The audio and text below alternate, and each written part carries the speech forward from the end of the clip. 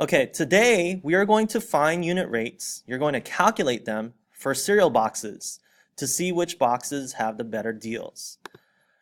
Now, before we begin, we need to know what a unit rate is. A unit rate is a rate with a 1 in it, okay?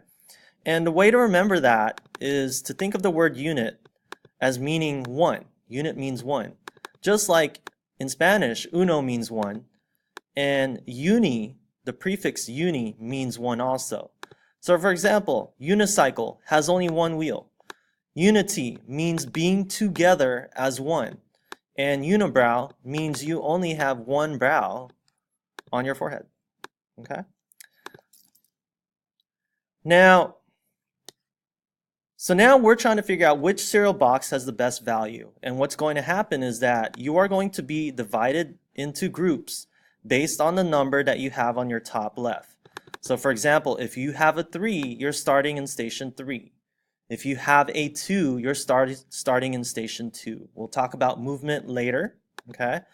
But the first example that we all are going to write on our worksheets is the Lucky Charms box. So on the first box, you're going to write Lucky Charms. Don't do it yet. You'll get a chance to do it later. And you'll find that on the posters on the classroom, you'll notice that the first box of Lucky Charms, box 1, has $4.50 for 16 ounces of cereal. $4.50 for 16 ounces of cereal. And just like we did earlier with the Twix bars, you're going to use some division, $4.50 divided by 16, and then you'll get this either on your calculator or if you do it by hand. Now, we don't talk about money like this. We don't say 0.2815, okay?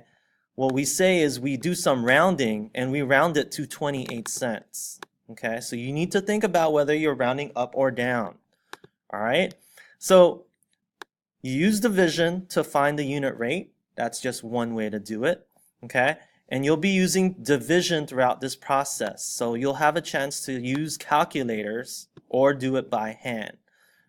Good luck.